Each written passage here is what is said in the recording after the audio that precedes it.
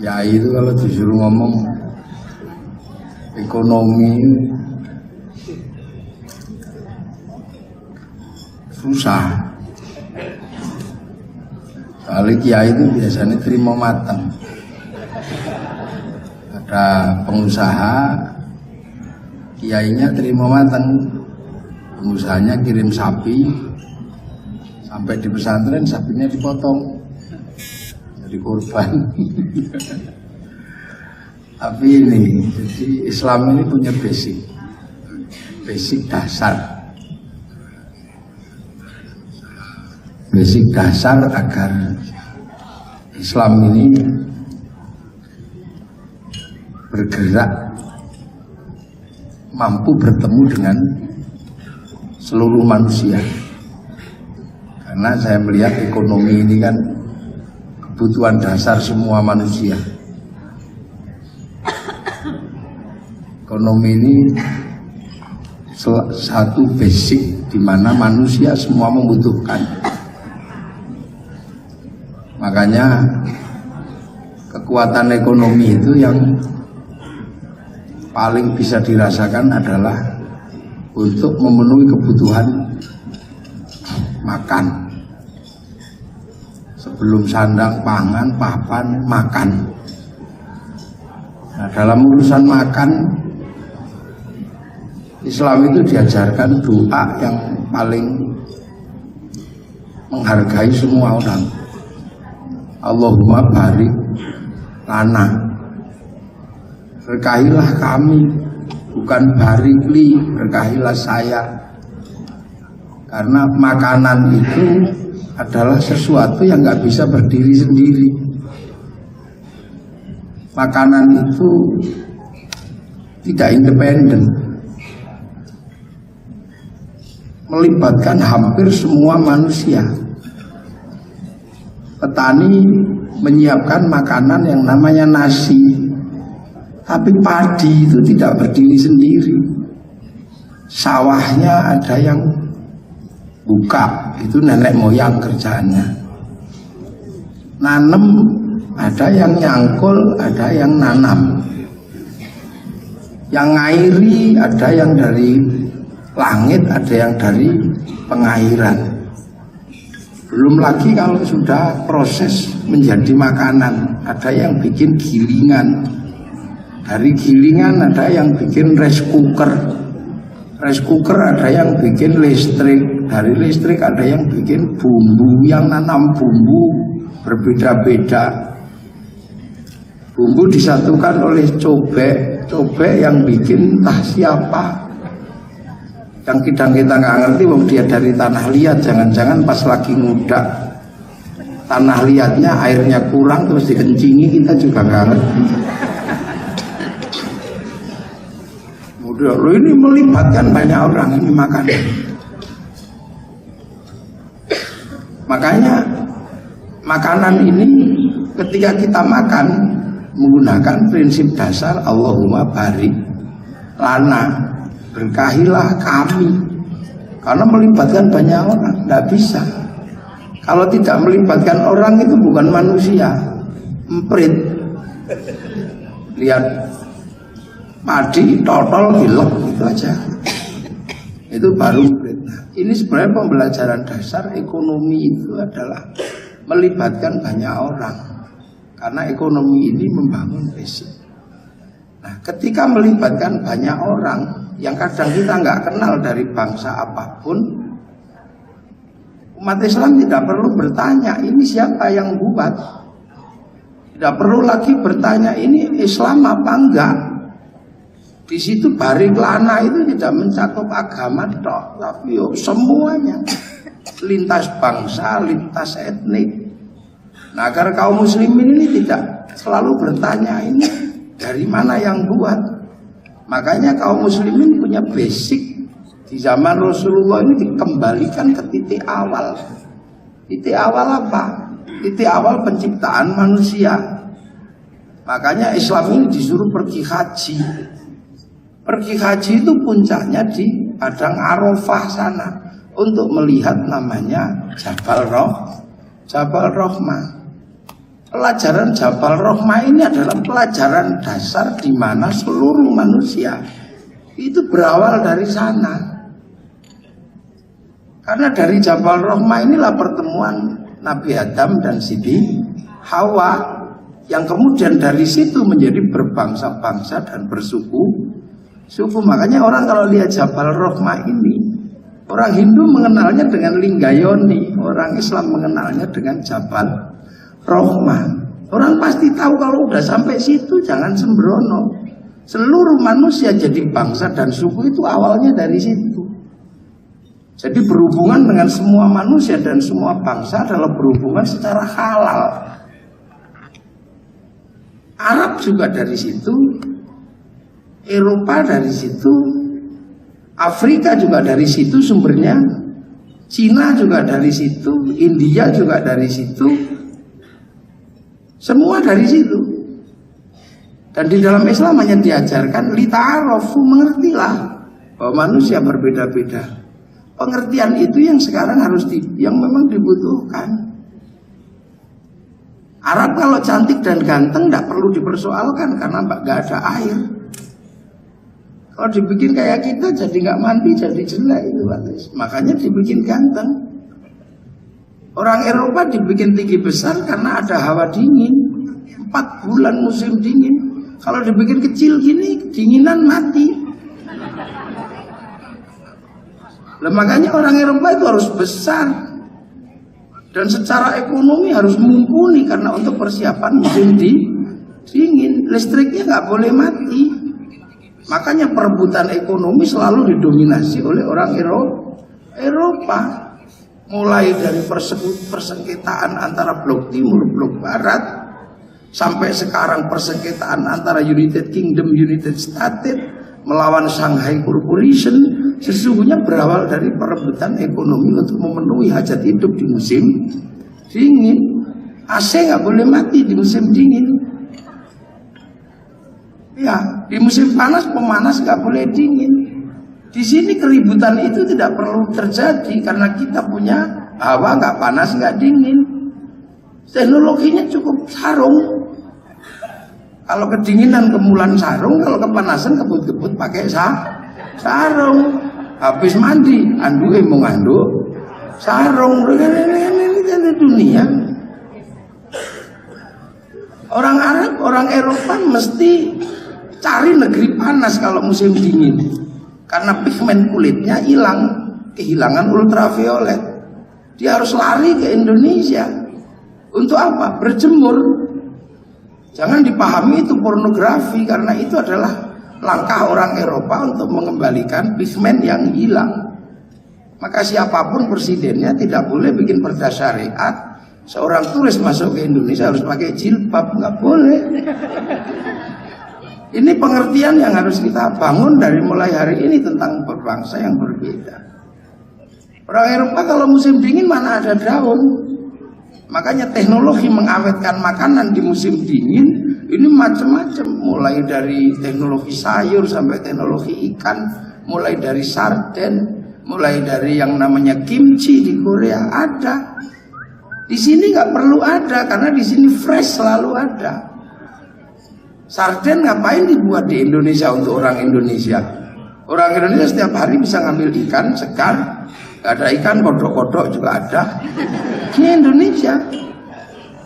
Orang Eropa nggak bisa, dia harus persiapan di musim dingin. Makanya karena seluruh daun rontok di musim gugur, yang nggak rontok kan cuma daun cemara. Makanya bulan Desember itu karena yang nggak rontok daun cemara, makanya kalau hari raya Natal pakai daun cemara. Bukan saking hebatnya daun cemara, ya daun itu aja yang gak rontok di bulan Desember. Makanya Pak Tris gak usah marah-marah.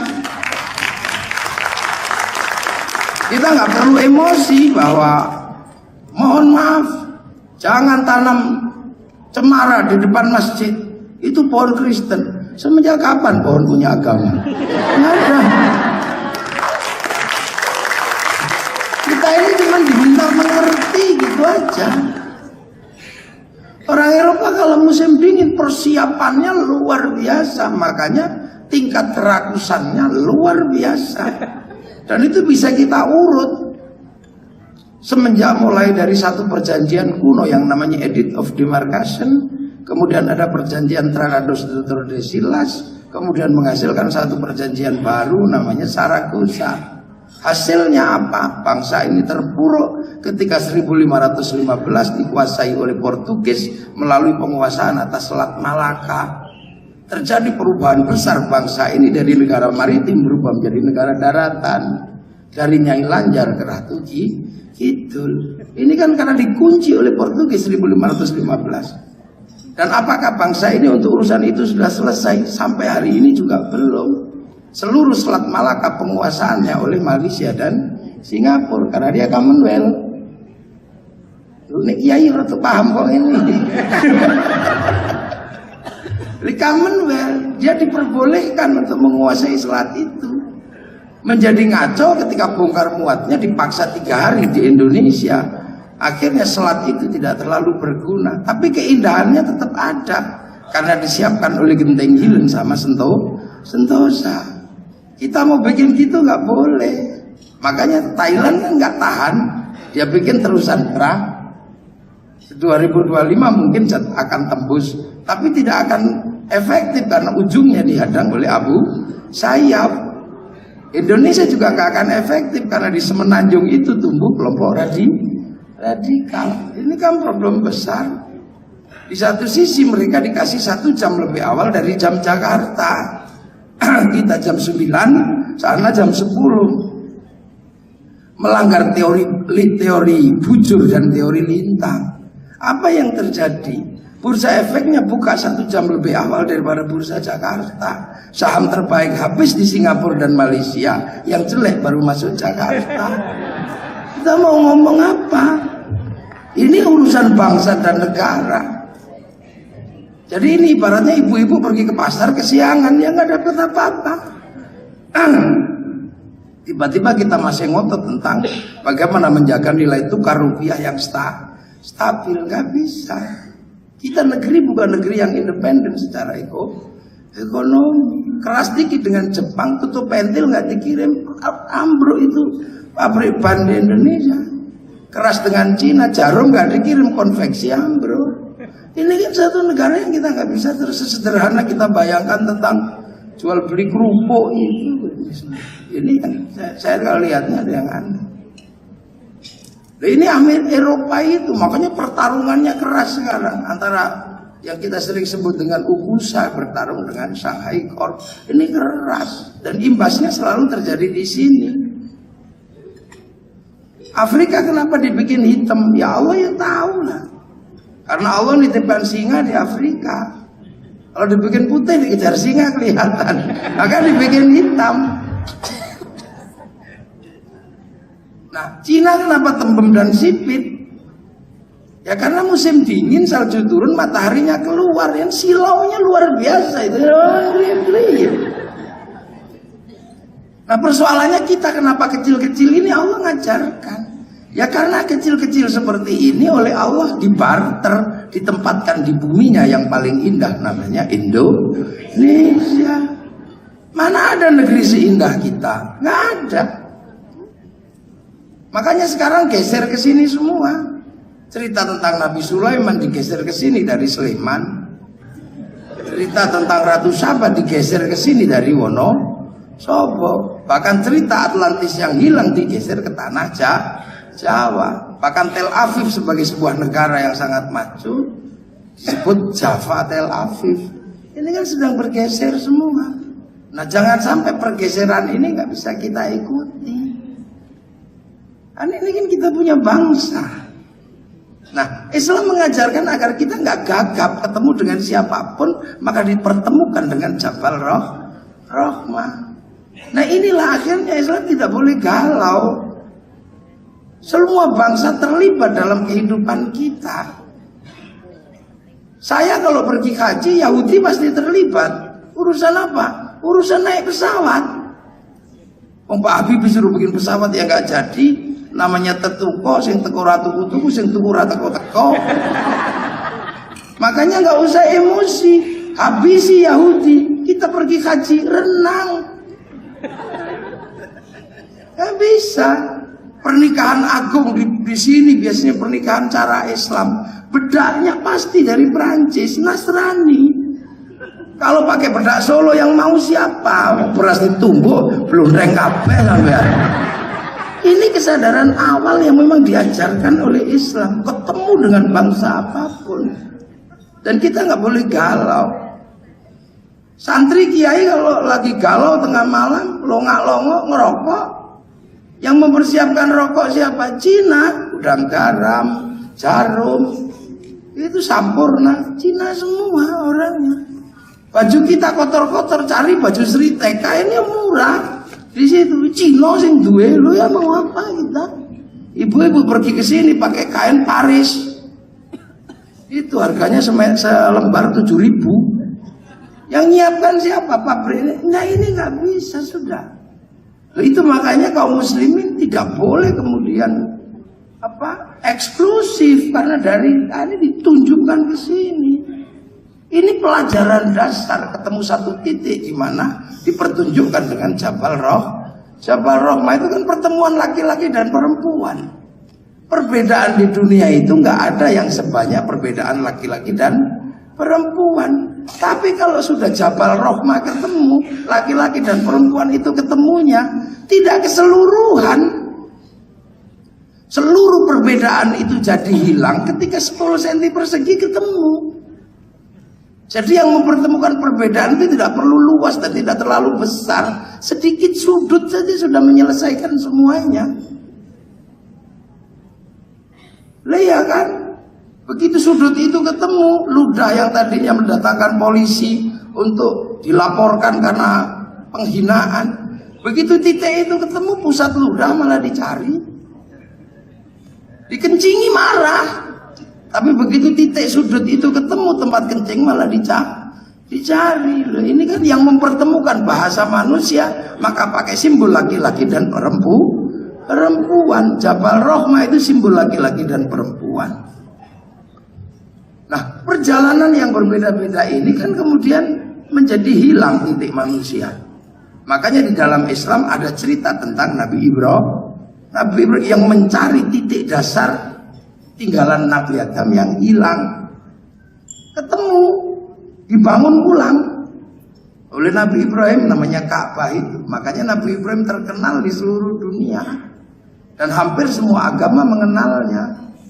Di dalam Islam dikenal dengan nama Ibrahim, punya istri namanya Sarah.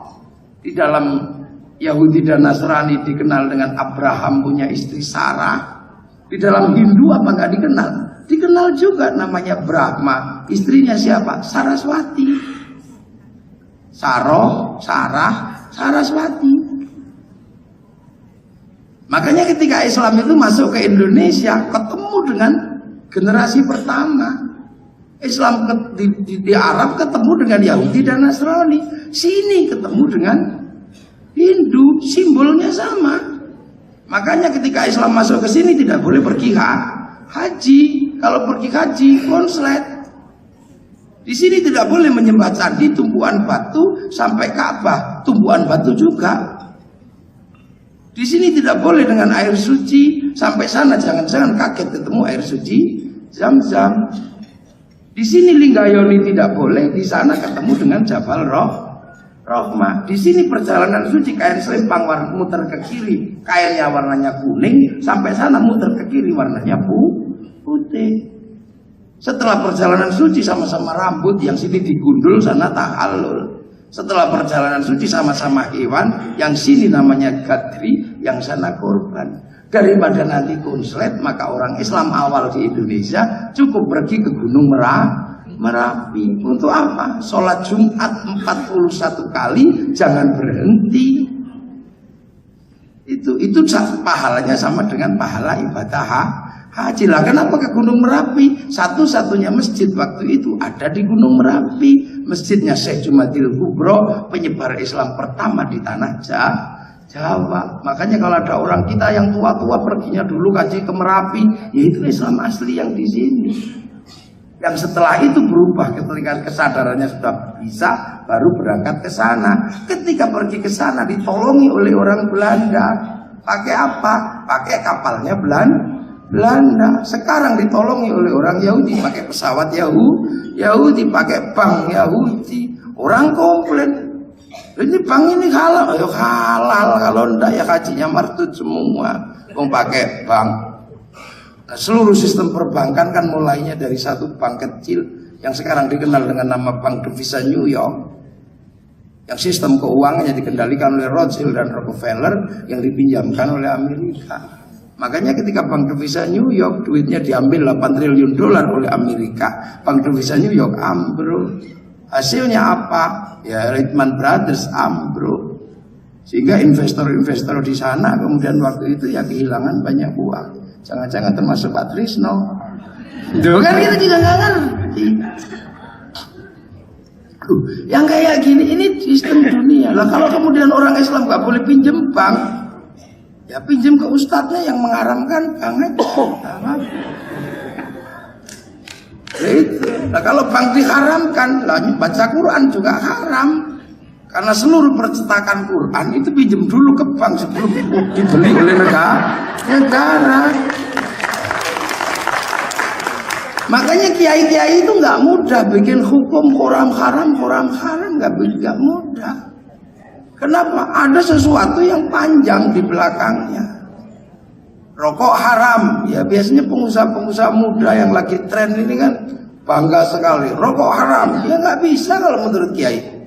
Lah kenapa? Ya kalau rokok itu haram, masalah. Kayaknya walaupun Mas Trisno ini PAN, ya gak ikut kayaknya mengharamkan rokok. Loh kalau haram itu 174 triliun cukai rokok itu masuk APBN. Kalau rokoknya haram, cukainya haram, masuk APBN, APBN-nya haram. Untuk bangun jalan, jalannya haram. Maka yang mengharamkan rokok dosa lewat jalannya pemerintah. Ini kan hukum dasar. Makanya kalau dengan kiai-kiai model kayak kita, kiai NU, kiai santri itu, jangan terlalu mudah menuduh kiai kuno, kiai desa, nggak produktif, belum tentu. Produktivitas kita itu kayaknya kayak begini ini. Nah, inilah yang namanya basic dasar memahami ekonomi. Makanya ketika Islam datang ke sini, jelas ketemu apa? Ketemu dengan sebuah sistem yang ada di sini, sistem yang dibangun oleh Hindu, yang menghasilkan kasta-kasta waktu itu. Dan menjadi sebuah kelembagaan besar namanya raja dan hamba. Kawulo Gusti, kawulo punya hak mutlak terhadap hamba. Yang itu agama yang tidak akan perbedaan-perbedaan nggak mungkin ada. Semua harus ikut salah satu patronnya. Makanya para ulama dan wali datang ke sini ya tidak bisa ini. Ini harus disatukan raja dan kawulo Gusti, raja dan hamba, kasih jalan tengah. Apa? Bikinkan sistem hidup bersama di antara raja dan hamba yang saling menghargai. Sistem itu dikenal dengan nama musyarakah, yang akhirnya disebut masyarakat. Itu konsep yang tidak ada sebelumnya di Indonesia. Kemudian raja dan hamba, kawulo dan gusti dilebur. Cara meleburnya pakai apa? Pakai bahasa Rasulullah. Kullukum ra'in wa kullukum mas'ulun an ra'iyati. Kalian semua saling bertanggung jawab. Ra'iyah itu adalah orang yang saling bertanggung jawab, yang diserap ke bahasa Indonesia menjadi rakyat. Jadi kalau berbicara tentang ekonomi kerakyatan adalah ekonomi yang saling bertanggung jawab, dan itu bahasa Rasulullah. Tapi orang Indonesia nggak sadar waktu itu, karena yang kawulo masih boleh muni kulo, yang hamba masih boleh muni ambu, yang sahaya masih boleh bilang saya, yang abdi masih boleh bilang abdi, yang pekulun masih bilang kulun.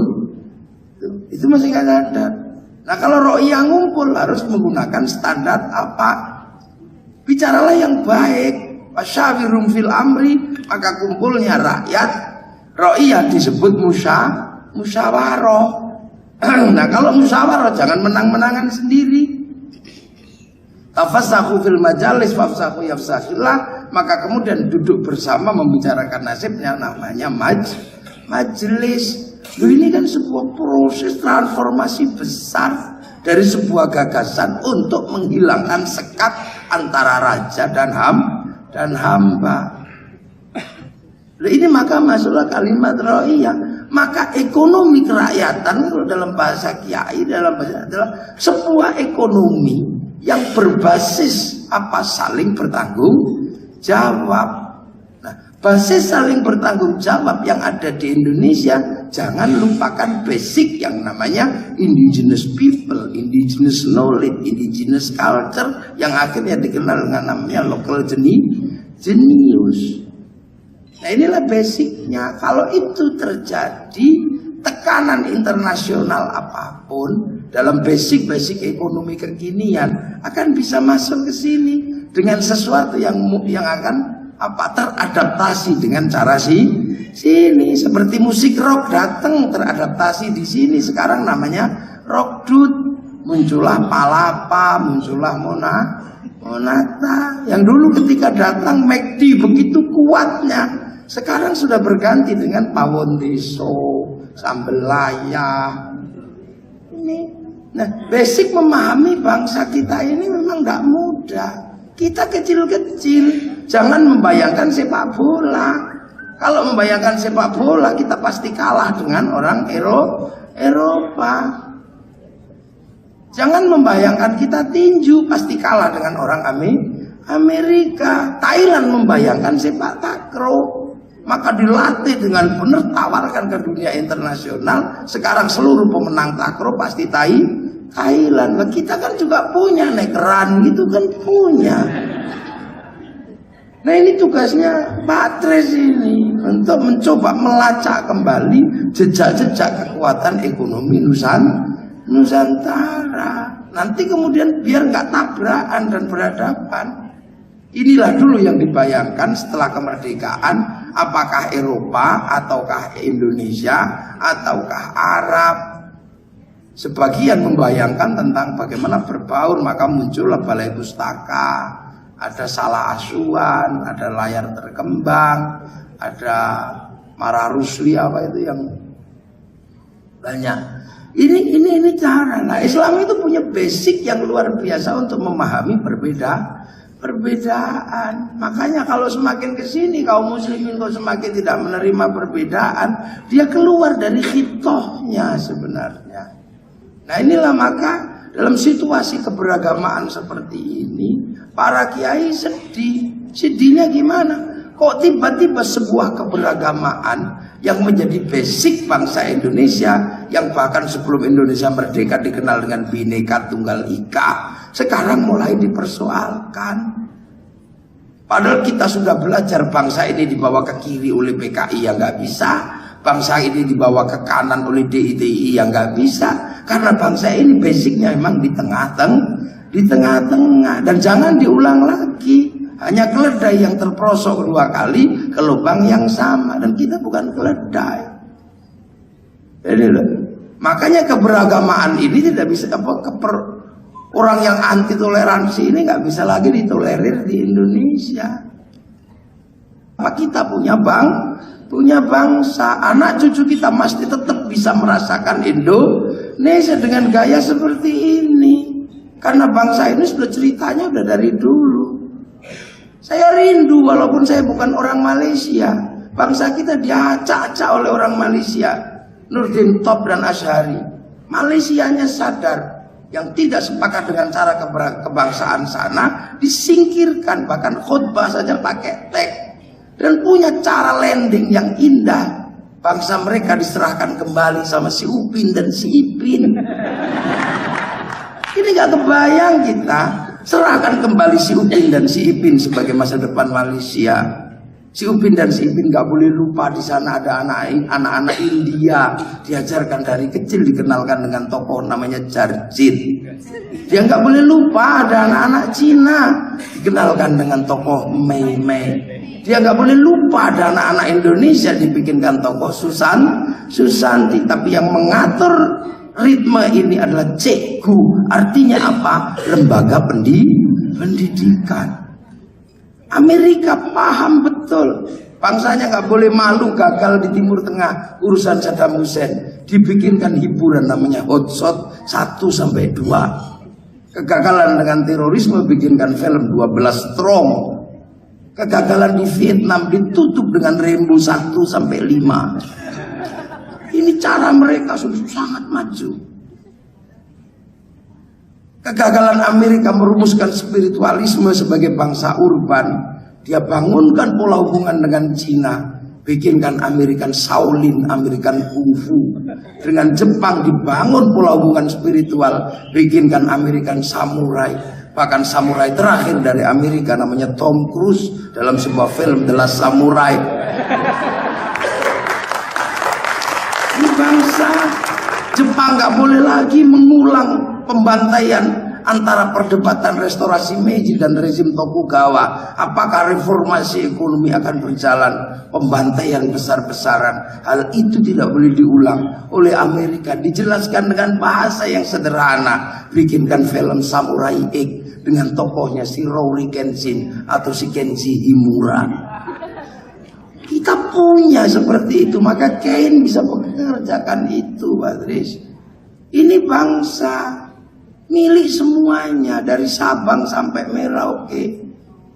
Nah, kalau bangsa-bangsa yang lain sudah bergerak seperti itu, kitanya malah mundur. Punya jambu gede dikit, jambu Bangkok. Ayam gede dikit, ayam Bangkok. Kepala hitam di merah-merah tadi LKMD, lontok komendasi. Dari itu ada kunci belok kiri kanan, kunci Inggris. Nah yang asli sini tinggal gula Jawa. Nah ini padahal saya punya pengalaman. Ini pengalaman saya. Ada antropolog, salah satu muridnya Dennis Lombat. Itu datang ke sini dengan gaji 300 juta satu pertemuan. Saya inapkan di villa di puncak sana karena dia pengen lihat puncak. Pagi-pagi depan villa itu ada pohon pisang berbuah, saya tebang. Dia marah. Kenapa engkau tebang? Lah kenapa? Jangan ditebang, ambil buahnya biar nanti buah lagi. Kok bodoh juga nih orang. Jadi dia nggak ngerti. Ketika saya ajak ke Cirebon, dia marah karena lihat ibu-ibu bekerja. Setelah nebang tebu, dia naik truk itu sambil nyanyi-nyanyi. Anda negara, Anda tidak menghargai pekerja. Negara Anda negara yang sangat tidak apresiatif terhadap buruh. Terus maumu apa? Kenapa tidak naik mobil AC? Oh maumu itu, kita coba besok. Ibu-ibu habis nebang tebu, saya kasih makan Indomie. Makan mie, terus habis itu kasih makanan kue rainbow yang warna-warni, kasih minum cendol warna-warni, makan minum enak. Habis itu saya di depan, orang Eropa ini saya suruh duduk di belakang sama ibu-ibu. Langsung mobil ber-AC. Nah gini bangsa beradab. Saya diem aja. Belum 2 kilo loh.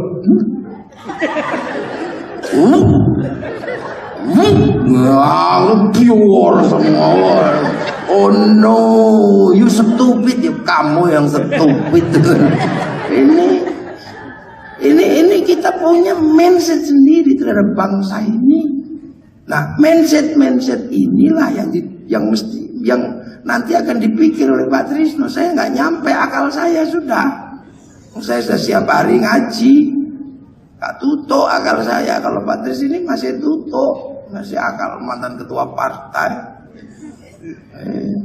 Partai dan ahli ekonomi. Kalau saya kan menikmati ekonomi aja. Tapi bahwa ini bangsa punya problem kebangsaan, dan yang paling berat adalah satu kita ini. Orang Arab punya satu bangsa dipikul puluhan negara. Orang Eropa punya satu bangsa dipikul puluhan negara. Kita ini puluhan bangsa dipikul satu negara, Kesatuan Republik Indonesia. Ini beratnya luar biasa. Kita nggak boleh main-main. Makanya Islam diajarkan. Makanya saya biasa aja kalau ketemu dengan ini. Ya, misalnya ketemu dengan orang Yahudi, oh itu tuh Yahudi. Ketemu Nasrani, oh itu tuh. Ketemu orang PAN, oh itu tuh. Ketemu orang PKB, oh itu tuh. Kayaknya aja beda-beda. Kalau mampu rokok ya NU, itu aja. Makanya pabrik-pabrik rokok ya openi lah NU. Karena pasar terbesarnya NU. pabrik rokok nggak usah nyumbang Pak Tris, wong rombongannya Pak Tris anti rokok gitu.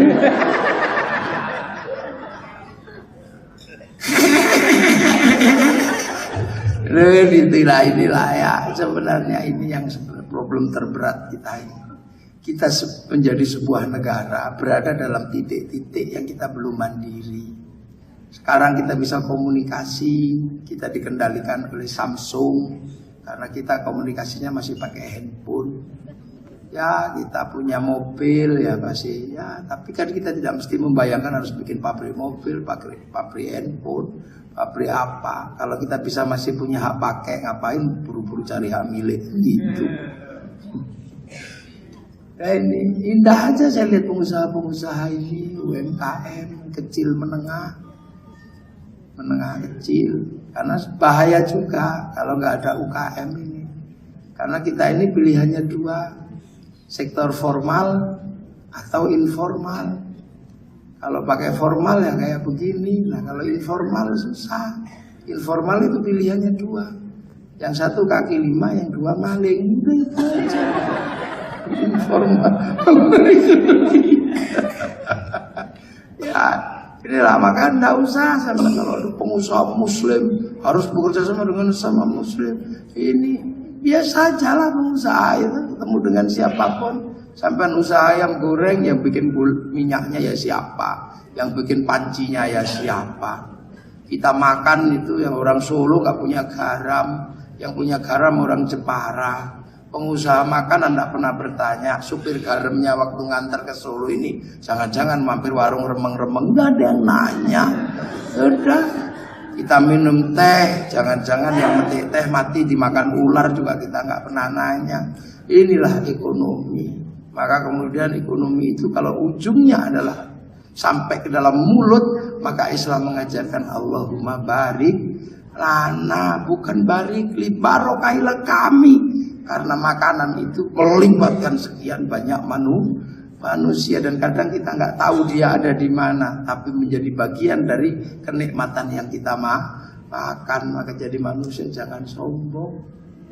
Semua ada bagiannya masing-masing. Yang kaya-kaya ini kalau nggak ada yang miskin juga nggak ada yang bekerja.